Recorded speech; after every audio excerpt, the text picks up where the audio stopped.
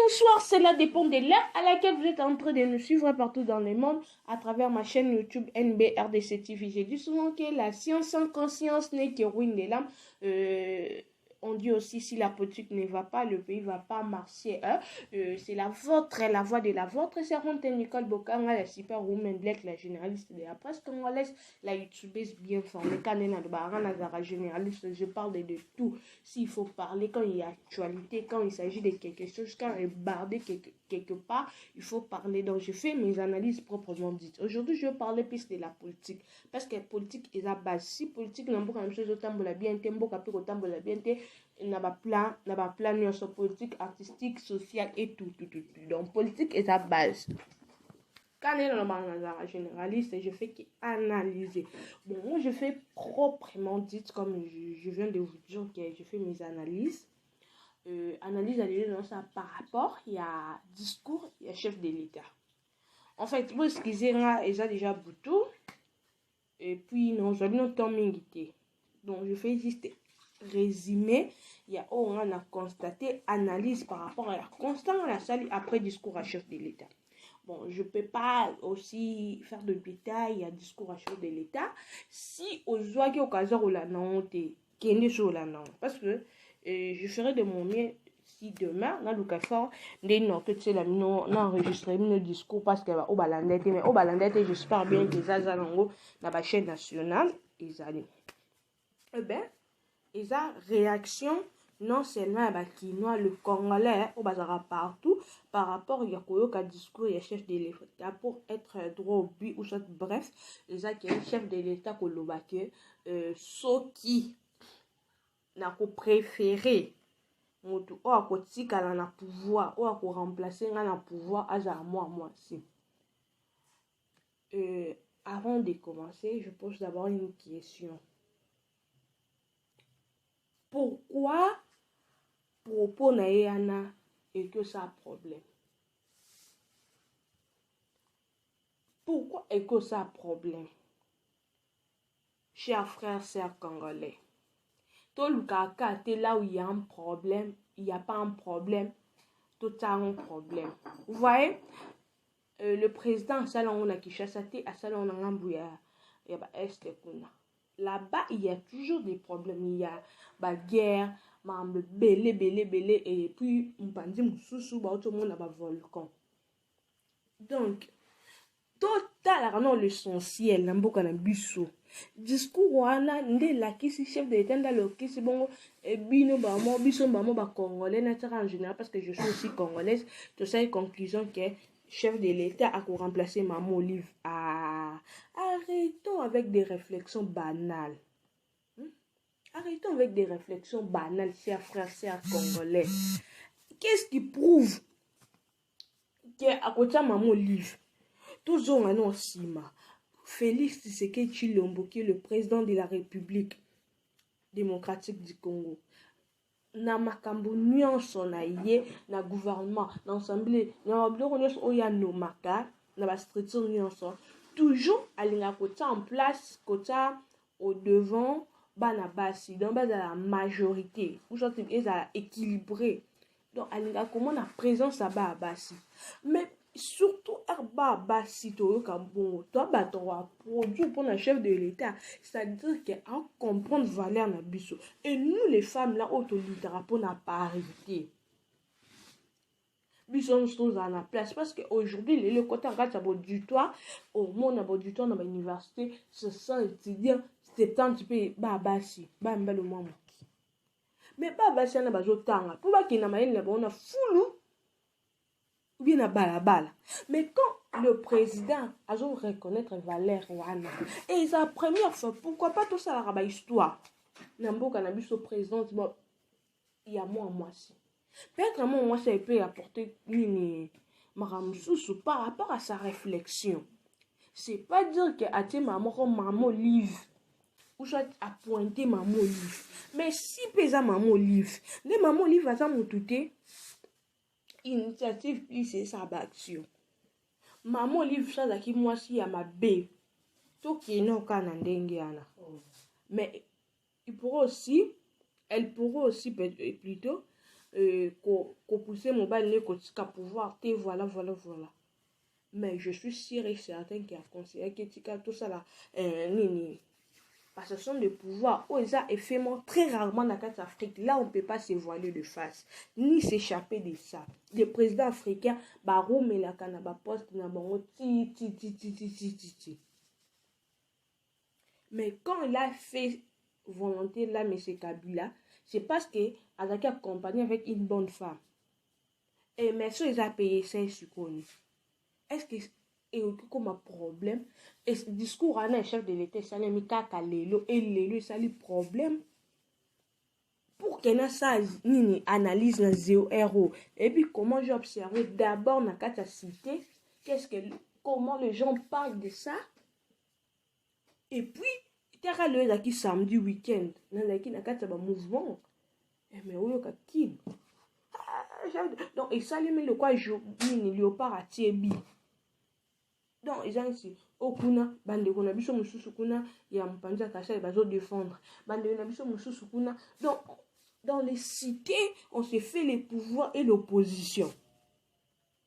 Par rapport à propos more simple. Oh, il faut réfléchir. Pourquoi tu es rana ba propos na biso sans pour autant peut-être réfléchir au-delà. Et même si les cas au bino bozo kanisa que c'est fait. Et si libo ngote internet c'est biso na kaliba vidéo ou soit non tout à coup de l'homme moi pas Vincent si lui à ça liba tu interview na balaba il fallait voir les réactions des gens des Quinois et Quinoises. Pourquoi tu kendaka na ma réflexion na biso mon négatif. Tout ce qu'on a passé to penser pour na monsieur Kabila monsieur Félix c'est qui doit être président ezala yangote. Eza akotia mutubu ils ont contraire. Ça dit que ma réflexion est chose qui est vers négativité. Ils ont un négatif. Ça fournit et le comment tout ça banalise moi ils ont concrété. Ils ont concrété, je m'excuse. T'as tout réfléchir. Moni so réfléchir le comment on a bolingo na mutema. Bolingo non ya batute comme Félix Azana non. Olinga Congo alotali Congo on a dirigeant c'est Félix na linga paye na sambe la pona Bible écoute comme il faut prier pour le pays pour les nations qui nzamba pesi biso ba congolais est-ce to prier nzamba sunga Congo non to prier pour na ba dirigeant na biso mutu musu pa oki za mutema mabe du coup ba transformer mutema na ko mutema malamu nini soki lelo est-ce que ko isonjue mboko so lelo nini Maman Olive a remplacé le bifachi. Et c'est bon oufa. Des Maman Olive yo bo mamboko moko ba massacre ba na est. Non. Observons d'abord le pouvoir de Fachi jusqu'à la fin. Je suis pas ni pour Fachi parce que je suis une Congolaise ou à vivre dans la cité. Naebi souffrance de haut et les bas où ils en qui ça en particulier où ils ont ville où on en vivre. Je suis pas quelqu'un membre de spécial ou non que mon non. Tout ce qui non observons d'abord Fachi avec son gouvernement de Samalukonde et les parlements Assemblée nationale et l'Assemblée et le Sénat. Tu observé bon et les 2023 fait notre bilan de bimisi ba résultat. Et en ce moment-là, on va parler.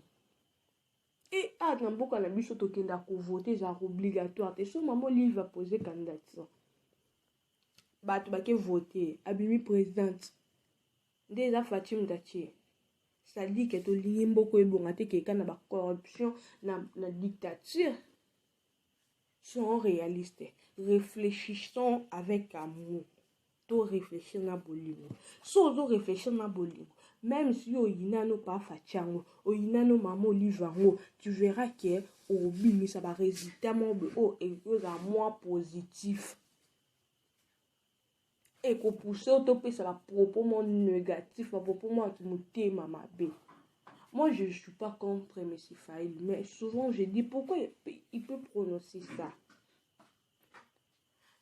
Donc je vois prononcer que bah Congolais bon dit ma bah investisseur. Oh boy, non, sur l'investisseur, c'est pour l'intérêt des Congolais. Mais pourquoi il peut prononcer ça? Donc, à prononcer l'engagement, mais non, comme la famille, ou l'ingate, mais de l'autre, mais c'est failli, il faut qu'il soit pour l'opposition. Tout réfléchir avant l'amour, avant qu'on adresse aux autres, qu'on tenir propos na biso. Propos na biso à la carte qui monte mamabe. Aimons d'abord le Congo comme nos propres enfants, comme un enfant. On n'est pas papa na mama balinga mwana ou baboti moko balinga te mabeyela ya omona bana bakuluna ba mama bonka bakenda obimisa bango na ba prison batinda banti ba mama na batinda banti c'est par amour maternel ou soit paternel. Aimons le Congo comme notre enfant. Et ils ont bien. On peut pas être parti. Vous voyez, les politiciens, comment on s'accorde la population par propos na bango. So baza besoin ko embrayer biso na lika moko boy. Ba koya ba prononcer le comment du coup to bosani l'essentiel. Tout c'est basé dans l'essentiel. L'essentiel c'est quoi? L'essentiel c'est qu'on doit vivre quand même dans la paix. Donc Congo mobimba. Quand toi tu as Kinshasa ou quelque part tu es aux la Kimia et nos frères et sœurs de Est la Kimia te. Pensons d'abord à ça. Et tout à l'heure, na Kinshasa plein de nzala. Ba tout va vivre dans la province non beblo kozane. Kinshasa vivra na nzala. Yo memi ki muyibi kulu na nyonso. Kinshasa ba na nzala grave. Yango monaka so ba ta poto bolanda nga bazali. Et puis ça a biso pour panique so moni bata poto ba manipuler bato apani parce que bato na baza batanzala parce que tozana nzana Kinshasa tout pas quand penser non. Et puis toyo mona le président qu'est-ce qu'il nous a fait par rapport à social par facha biso nini d'abord si on voit pas l'évolution qu'est-ce qui t'empêche pour bakata 2% na autozali. Ce sont des questions à poser, non prendre des propos et à présenter et puis faire des analyses banales. C'est la méchanceté. Comment canaliser les présidents le baki qui est tout ça pays il y a pas entrepreneur. Et tout réfléchir non. Comment on peut arriver non revenons un peu. Tout y a non tout ça non quelque part on doit faire lettre.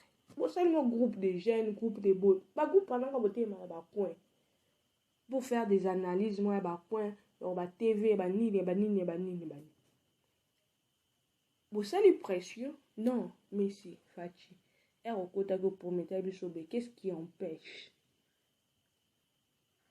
Non, je suis empêché par ça avec le temps. C'est ça. Citoyen hasard motivé, hasard bolingo Congo na e.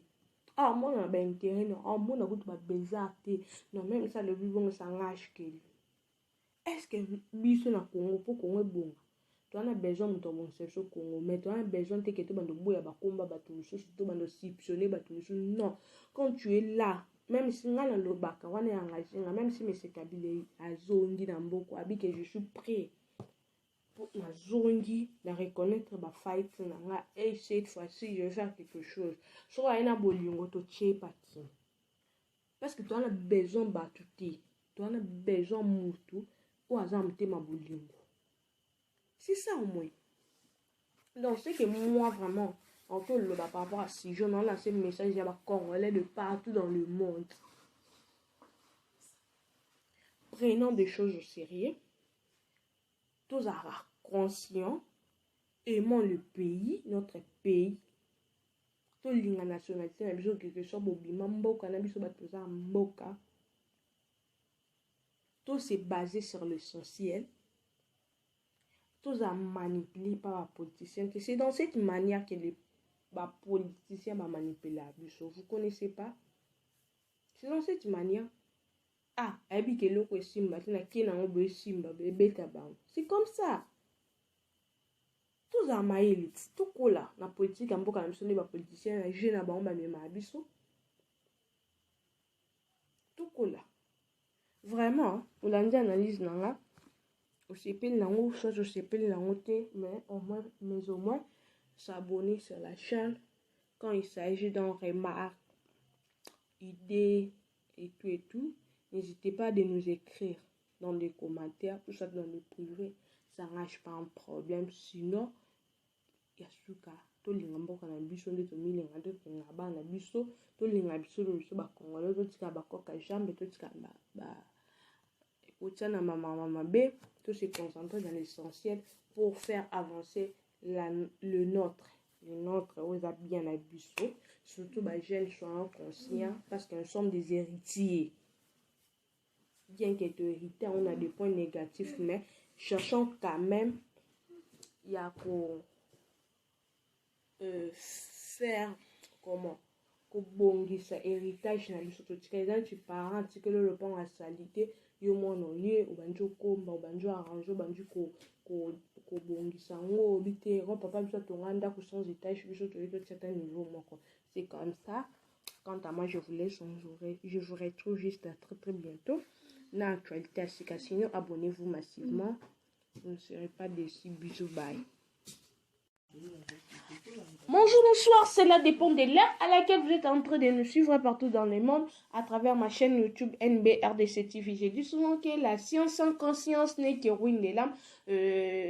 On dit aussi si la politique ne va pas, le pays ne va pas marcher. C'est la vôtre, la voix de la vôtre. Servante Nicole Bokanga, la superwoman black, la généraliste de la presse congolaise, la youtubeuse bien formée, Kanena de Baran, Nazara généraliste. Je parle de tout. S'il faut parler, quand il y a actualité, quand il s'agit de quelque chose, quand il est bardé quelque part, il faut parler. Donc, je fais mes analyses proprement dites. Aujourd'hui, je vais parler plus de la politique. Parce que la politique est la base. Si politique n'a pas chose autant la bien, tembo capi autant la bien, n'a pas plan sur politique, artistique, social et tout. Donc, politique est la base. Quand on est dans le généraliste, je fais